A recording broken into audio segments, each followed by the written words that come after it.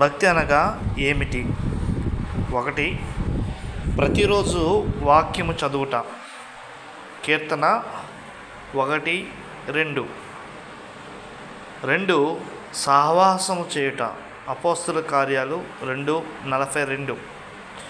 3. ప్రతిరోజు వీలైనంత ఎక్కువగా ప్రార్థనలో గడుపుట. లూకా 18:1. 4. ప్రతి విషయములోనూ కృతజ్ఞతాస్తుతులు చెల్లించుట. 1 తెస్సలోనిక 5:18. 5. ఇహలోక మాలిన్యము అంటకుండుట. యాకోబు 1:27. 6. బీదలకు సహాయము చేయుట. యాకోబు 1:27. 7.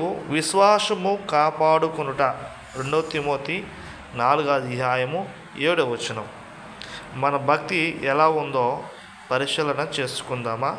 బైబిల్ సమాచారం ప్రకారముగా